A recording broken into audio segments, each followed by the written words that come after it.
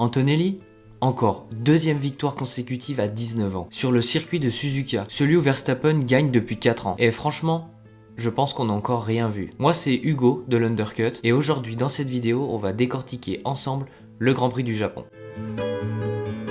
Pour commencer, le classement de ce Grand Prix. On a Antonelli 1er, Piastri 2e, Leclerc 3e, Russell 4e, Norris 5e, Hamilton 6e, Gasly 7e, Verstappen 8e, Lawson 9e et Ocon 10e pour terminer ce top 10. Pour les qualifs, c'est Antonelli qui a pris la pole. On a un Russell qui est assez satisfait et il y a Verstappen, écœuré, qui sort en Q2 et qui s'élancera pour la course 11e. Pardon. On aura Berman qui chute violemment dans le mur, il est sorti du centre médical, pas de fracture, juste une contusion au genou. Et Stroll va abandonner au tour 31. Voilà pour le tour rapide, maintenant on rentre dans le vif du sujet.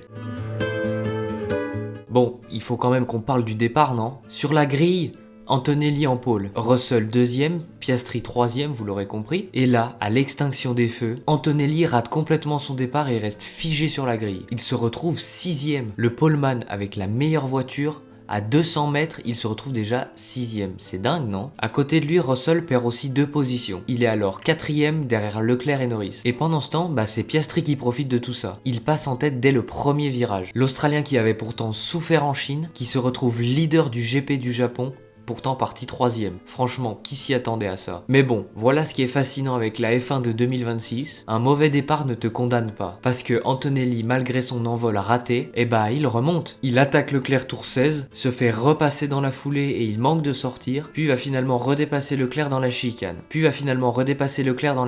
Un duel d'anthologie en quelques virages. Et ensuite, il prendra la pole tour 19 et ne la lâchera plus du Grand Prix. Une fois Antonelli en tête, c'est terminé. Il enchaîne les records du tour, il tourne en 1.32.4 et Mercedes lui demande de ramener la voiture à la maison. Code de l'équipe pour dire reste tranquille, pas besoin d'avoir le meilleur temps, tu as déjà 12 secondes d'avance, donc calme-toi. Ce qui est impressionnant, c'est le contraste entre Antonelli et du coup Russell. D'ailleurs, Russell va lui-même le reconnaître à la radio. Il dit qu'il va perdre du temps si on étend son relais. Et effectivement, Russell est 6 dixièmes plus lent qu'Antonelli. Dans le même tour. Même voiture, même pneu, et pourtant Antonelli est dans une autre dimension. Et ça, c'est le truc qui doit inquiéter Russell. Son coéquipier de 19 ans, je le répète, est en train de lui prendre le championnat sous le nez. En 3 courses, Antonelli a 2 victoires et Russell 1. Et Antonelli va donc passer en tête du championnat pilote. Bon, bien sûr, faut parler des Ferrari.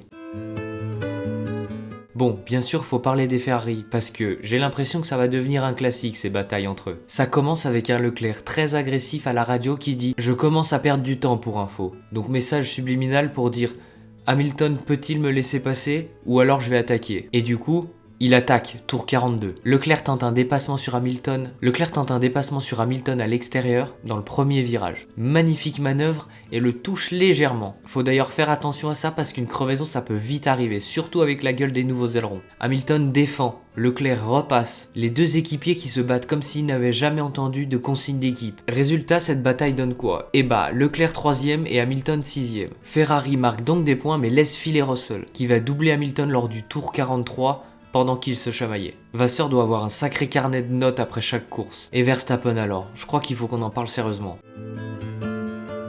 Éliminé en Q2, il part 11ème, la RB22 décrite comme indocile malgré un nouveau package aéro. Et en course, il remonte péniblement jusqu'à la 8ème place. Hors du top 5, il ne s'égosille même plus la voix pour partager sa frustration à la presse. Et ça c'est inquiétant. Quand Verstappen arrête de se plaindre, c'est qu'il est vraiment découragé. Au championnat, Antonelli le devance déjà. Après 3 grands prix, sur son circuit fétiche, celui où il avait gagné depuis 4 ans, il finit 8ème. Red Bull a un vrai problème de fond sur ce règlement. Et ça ne va pas se régler en un week-end. Place aux notes. Pour Mercedes, je mets un 9 sur 10. Antonelli, champion du monde en devenir, et on a un Russell inquiet. Pour Ferrari, je mets la note de 7 sur 10. Podium, mais ils se battent entre eux, alors c'est beau, c'est productif, mais ça fait peut-être perdre un peu de temps. McLaren, 8 sur 10. Piastri 2ème. Norris 5ème, enfin un week-end potable. Alpine 7 sur 10, Gasly 7ème solide et retient Verstappen jusqu'au dernier moment. Red Bull 3 sur 10. Red Bull est en situation critique. As 4 sur 10. Berman à l'hôpital. Ocon 10ème. Week-end difficile. Audi 5 sur 10. Bortoletto dans les points. Hülkenberg loin par contre. Des progrès timides. Aston Martin 2 sur 10. Stroll abandonne. Fernando Alonso beaucoup trop loin. Et Williams 3 sur 10. Sainz hors des points. Albon inexistant lors de ce Grand Prix. Voilà pour Suzuka 2026. Antonelli champion en titre à la fin de l'année selon vous? Franchement, après ce week-end, c'est difficile d'imaginer autrement. Mais la saison est longue et la F1 réserve toujours des belles surprises. Prochaine manche, Miami, début mai. Pourquoi? Parce que le circuit de Bahreïn et Jeddah sont annulés. D'ailleurs, j'ai fait une vidéo sur le sujet, n'hésitez pas à aller voir. Et oui, la pause va être plus longue que la pause d'été, c'est dingue. Pardon?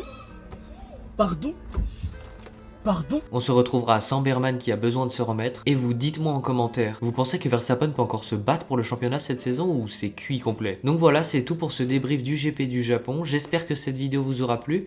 Si c'est le cas, n'hésitez pas à liker, à partager, à commenter. Ça fait super plaisir comme d'habitude. On se dit à bientôt pour une nouvelle vidéo. C'était Hugo de l'Undercut. Ciao!